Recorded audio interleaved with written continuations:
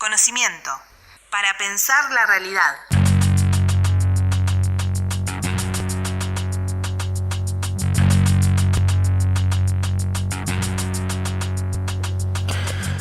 Hoy ponemos en foco la diversidad cultural y la discriminación. Ya estamos en contacto con la doctora Claudia Briones, que es antropóloga, investigadora del CONICET, integrante del Instituto de Investigaciones en Diversidad Cultural y Procesos de Cambio de la UNRN. ¿Cómo estás, Claudia? Bienvenida a Foco. Te saludan Camilo García, que soy yo, y Sebastián Aguirre, que está acá al lado. ¿Qué tal? Buenas tardes, Claudia. Hola, buenos días, Camilo y Sebastián. ¿Qué tal?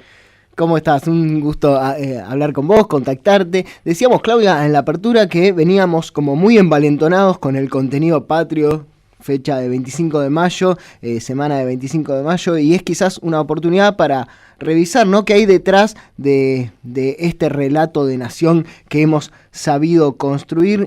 Vos recientemente, en una nota que salió publicada en el diario Página 12, sostuviste que el relato maestro de construcción de nación en Argentina es el de un país sin negros y con pocos indios. ¿Crees que esto sigue operando hoy, que está ahí presente en nuestra percepción de país? Bueno, yo creería que si bien hay cosas que han cambiado, ¿no? Obviamente hay algunos sentidos sedimentados que tienen una perduración notable, están muy sedimentados, ¿no? Todavía es muy escaso el reconocimiento de los afrodescendientes y seguimos poniendo en cuestión la idea de los pueblos originarios y sus derechos y poniendo en duda dónde están, dónde no están. Es un tema de todos los días, ¿no? Así que me parece que, es más, siempre digo también que recurre en discursos públicos, incluso en discursos presidenciales, de los 3 últimos presidentes por lo menos, la idea que venimos de los barcos.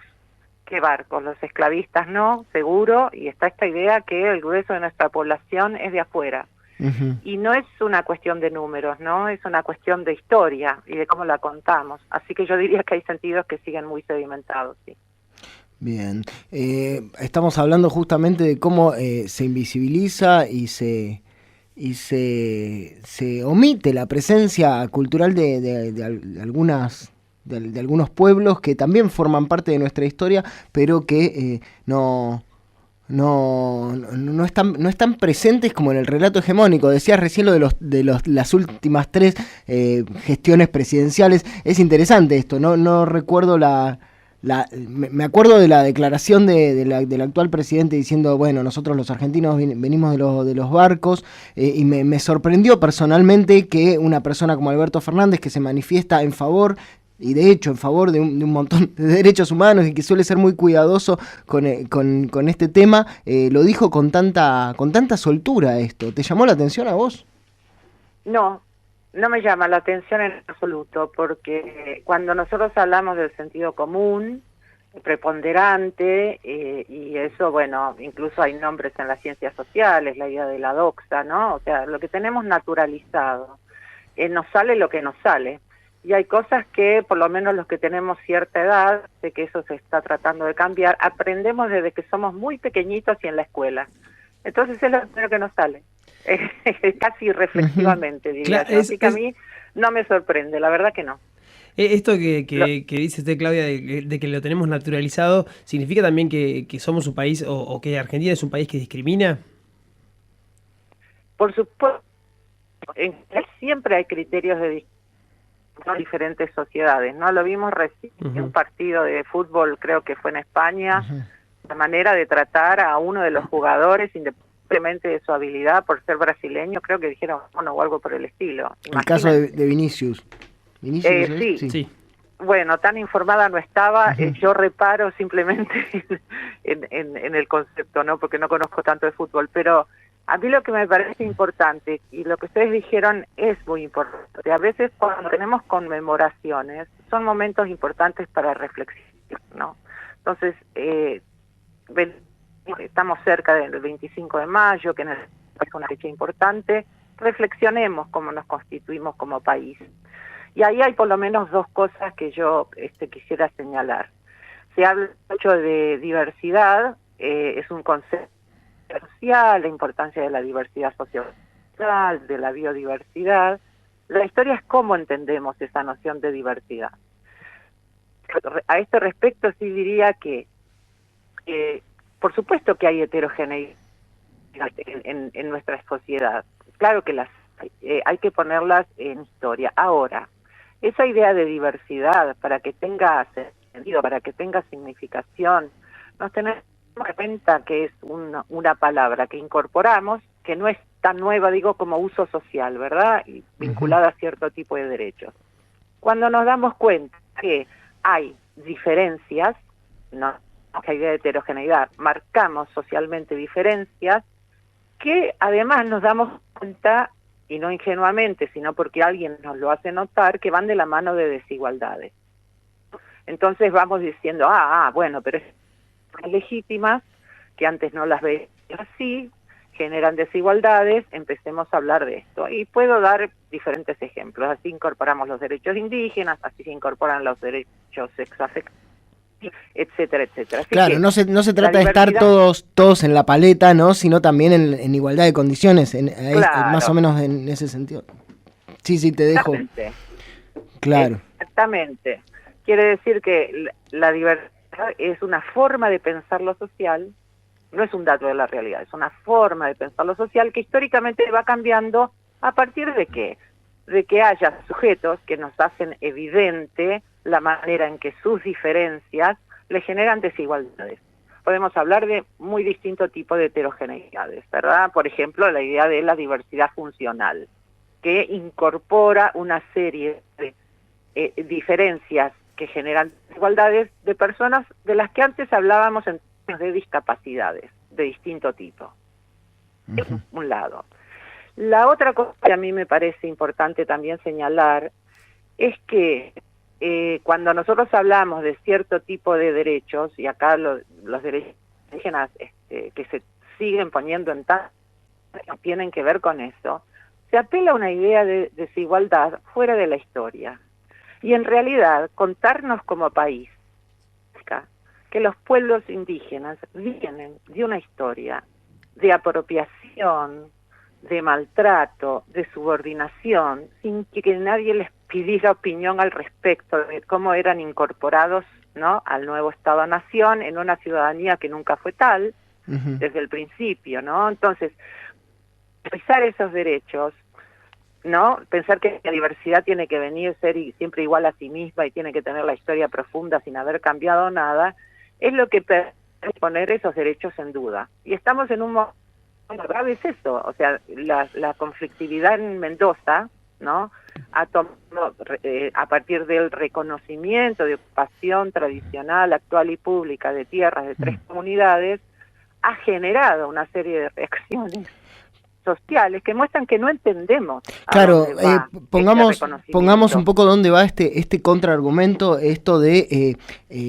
si bien entendemos la Constitución reconoce a los pueblos preexistentes, hoy se está metiendo quizás por la ventana este argumento de estos pueblos no forman parte de nuestra argentinidad o no son argentinos, o usar el argumento de la territorialidad como sobre la mesa. ¿Es así? ¿De qué se trata este argumento que se está esgrimiendo ahora?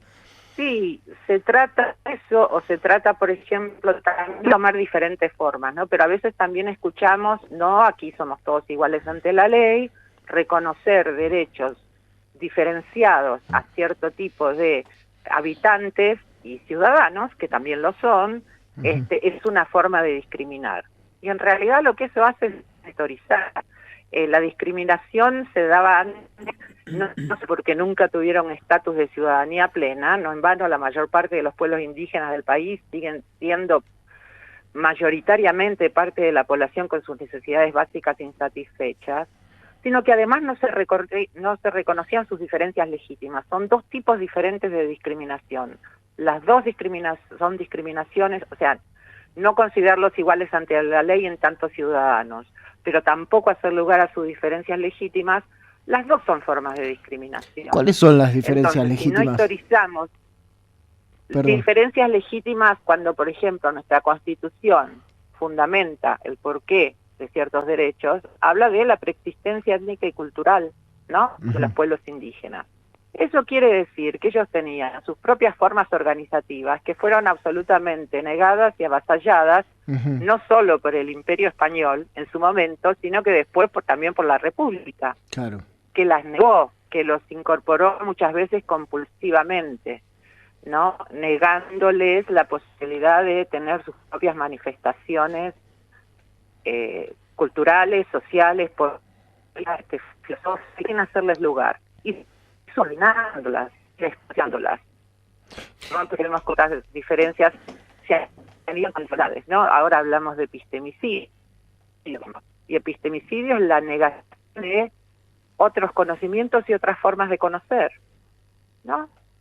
O violencia epistémica también. Y bueno, estamos en cosas, y es por esa circunstancia histórica que tienen derechos diferenciados, además de los derechos universales que tenemos todos los ciudadanos.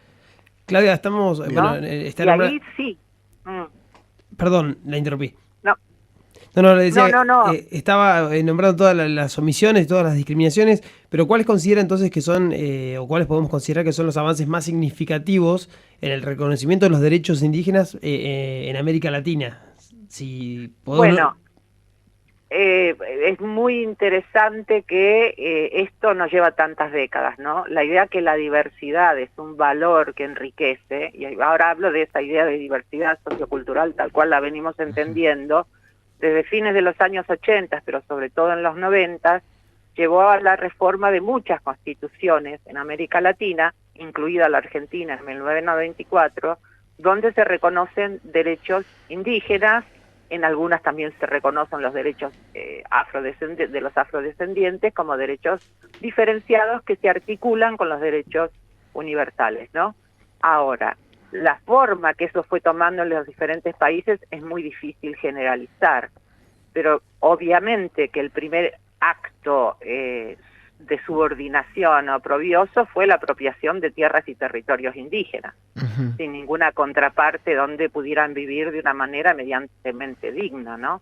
Entonces ahí, bueno, los países fueron avanzando de maneras muy dispares. En Brasil, la demarcación de territorios, en Colombia, en Bolivia, está muchísimo más avanzada de lo que está en Argentina, donde fíjese que cuando se hace un reconocimiento de ocupación actual, tradicional y pública, se generan las oposiciones que se generan, ¿no? Entonces nosotros como país estamos terriblemente en deuda en términos de lo que dice la Constitución, reconocimiento de la posesión y propiedad de las tierras que tradicionalmente ocupan y entrega de otras aptas y suficientes para el desarrollo humano. Eso manda nuestra Constitución y ahí estamos muy atrasados. Claudia, en relación puntualmente a esto, a los pueblos originarios y la relación que hay entre esta violencia simbólica y la violencia física. El año pasado tocó asistir a estos episodios terribles ahí en Villa Mascardi, esta represión que se vivió en este desalojo que hubo en un operativo. Y está esta tensión permanente entre que el Estado reconoce este derecho pero no termina de otorgarlo porque siempre pesa la propiedad privada y por encima de este derecho o este reclamo supuestamente, y siempre se termina operando pareciera de esta manera. ¿Considerás que hay posibilidad de que este Estado nacional, moderno, capitalista, etcétera, etcétera, le haga lugar a esta forma impuesta en esta cosmovisión, a esta concepción originaria que tienen de la propiedad comunitaria los pueblos indígenas, los pueblos originarios? ¿Considerás que se puede resolver dentro del Estado moderno esta tensión? Como ciudadana argentina quiero creer que sí, porque lo único que estaríamos haciendo es honrar nuestra Constitución, que es nuestro acuerdo de convivencia. Así que tengo que partir de creer que sí, claro que es posible. No digo que siempre sea sencillo, es muy difícil generalizar, hay situaciones muy dispares, no solo entre diferentes pueblos, sino al interior de un mismo pueblo.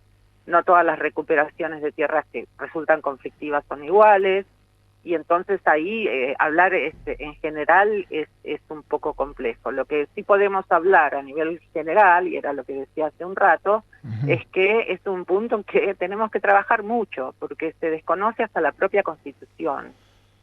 y ahí estamos en problemas. Creo que hay un gran desconocimiento, además, ¿no? De cuáles son los fundamentos de los derechos diferenciados, por qué corresponden. Creo que ahí todavía hay que trabajar mucho. Bien, más allá de los intereses, digamos, ¿no? Y más allá de otras cuestiones que quizás no son tan recientes. Uno escucha a veces la forma en que piensan ciertos temas los pueblos indígenas, bueno, aquí en nuestra región, bueno, no en vano ellos dicen que, por ejemplo, el terrorismo de Estado no empezó en la década del 70 del siglo XX, sino que vino de antes, con la forma en que antes, durante y después de la llamada conquista del desierto, se generaron no solo prácticas violentas, sino prácticas de confinamiento en campos de detención, como campos de concentración, ¿no? Entonces escuchemos estas, no solo lo que dicen los pueblos indígenas, lo que están mostrando toda la historiografía reciente en base a documentos, eso ha sido así, entonces es una historia muy profunda a revisar, ¿no? Todavía. Dicho esto, Claudia, se me ocurre consultarle qué consejo le daría a los investigadores que están comenzando, que deseen trabajar en el campo de la antropología, en el campo de la antropología indígena. ¿Qué consejo tiene para dejarles? Uy, bueno, cuando ya a uno le piden consejo es con todo un reconocimiento de vejez. Pero sí no iba por ese está lado. Buena, pero después de la sí, respuesta, Sebastián va a pedir las disculpas pertinentes, quédese tranquila. Es un chiste. Pero está muy bien, y te voy a decir desde dónde la escucho y desde dónde yo me hago cargo. Hay cosas que vamos aprendiendo en la práctica profesional, entonces ahí los años cuentan a favor, porque tuvimos quizás más tiempo de equivocarnos, más tiempo de aprender.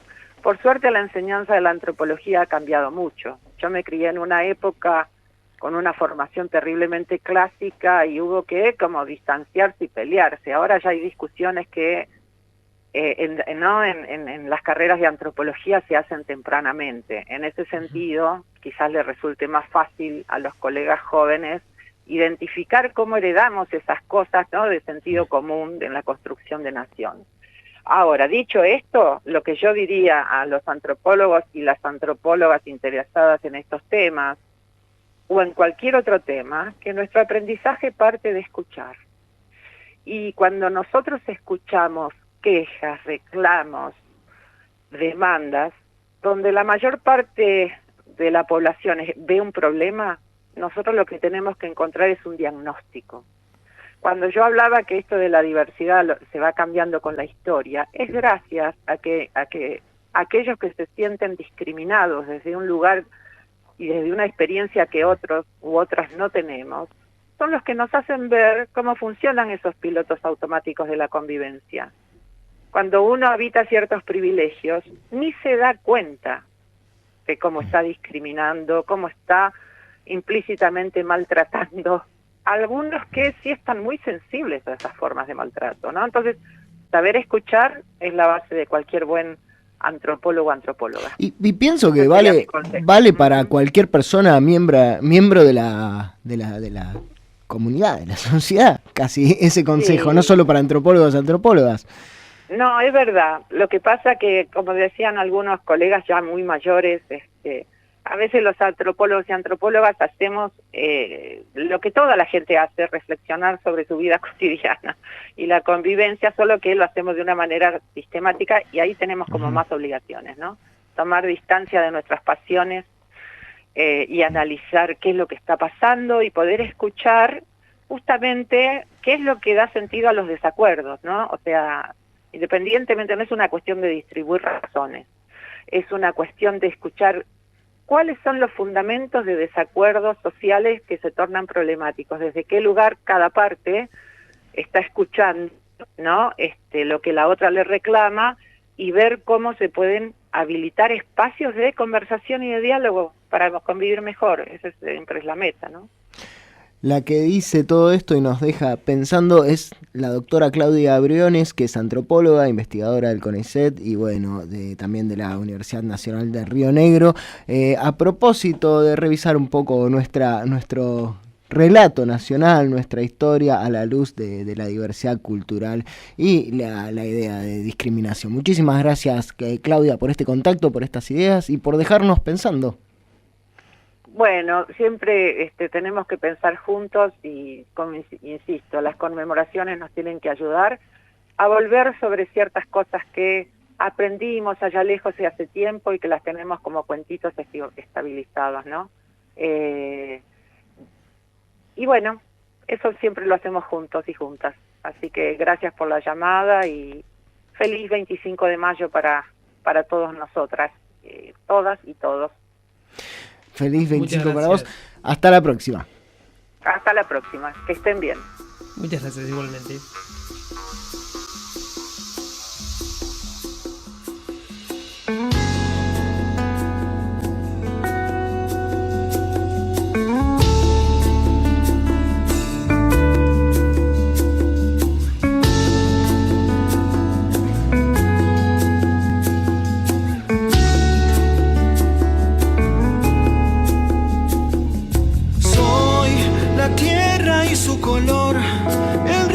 Se va del sur al más allá.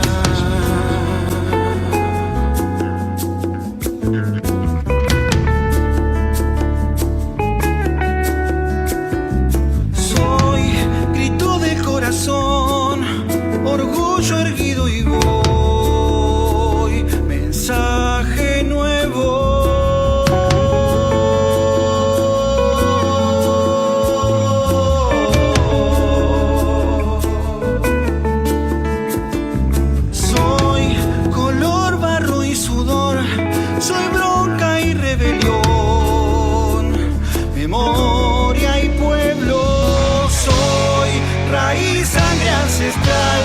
Semilla y brotará. Soy viento y tempestad.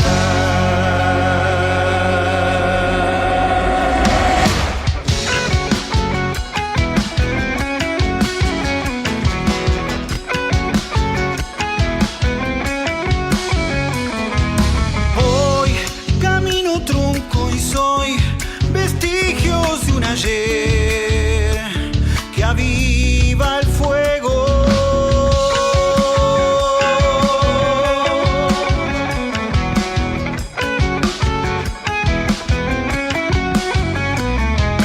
Hoy empuño una canción, una lanza mi voz. No temo al tiempo.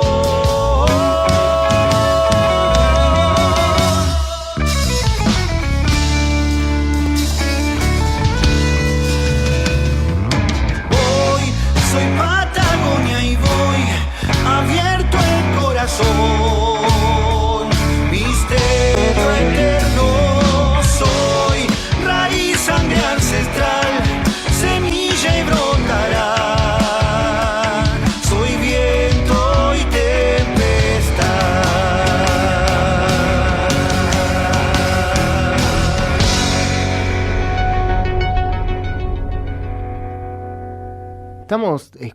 Estábamos escuchando a Rolly Pérez, nada más, nada menos, artista de acá de la comarca y compañero de la Universidad Nacional de Río Negro, también no docente, artista y no docente, bueno, un gran artista, gran cantante, gran músico que tenemos por acá, que además de quererlo mucho y admirarlo mucho, nos parece muy, muy, muy talentoso este tema Sangre Ancestral y qué bien le quedó. Está muy bien y además tiene una polenta. Tiene polenta y... Me dan ganas de seguir escuchándolo. Ahora lo estamos escuchando con auriculares bien fuerte y suena muy bien. Es muy buena la síntesis, la mezcla, la mixtura entre el ritmo folclórico tradicional y el sonido rockero de guitarra distorsionada, el peso de la batería. O sea, es un tema que podría tocar Ricardo Iorio tranquilamente. Un saludo también a la gente de Minga y a Sebastián Lavarone, que también es compañero nuestro, que estuvieron en la realización del videoclip. Del videoclip. Yo no lo busqué en YouTube, pero seguro que ponen YouTube Sangre Ancestral Rolly Pérez y sale y está buenísimo el registro audiovisual que también se hizo de esto. Así que bueno, felicitaciones, está buenísimo ver que hay estas producciones acá en nuestra comarca. Y así, de esta manera, cerramos este foco del día de hoy. El número 11, ¿no? Dijimos 11. ¿Por qué? ¿Le vas a jugar? ¿Le vas a meter? No sé ni qué es el 11 de los sueños. ¿Sabemos? no sabemos. Las cosas importantes no las sabemos. Es el viernes. 11 es el viernes a la tarde. Bien, bueno, cerramos este foco número 11. Sin frase nos vamos hoy. Sin frase, creo que ya dijimos un montón de cosas. Nos vamos hasta la semana que viene saludándoles, saludamos a Viedma, Patagones, El Bolsón, Jacobasi, San Carlos de Bariloche, saludamos a Ailín Semprini detrás de los controles junto a Cristian Fuentealba, saludamos a María Ángeles Marita Millamán, hoy ausente pero siempre presente en nuestros corazones, saludo al señor Sebastián Antonio Aguirre y él se encarga de esta manera de decirles chau. Nos vemos.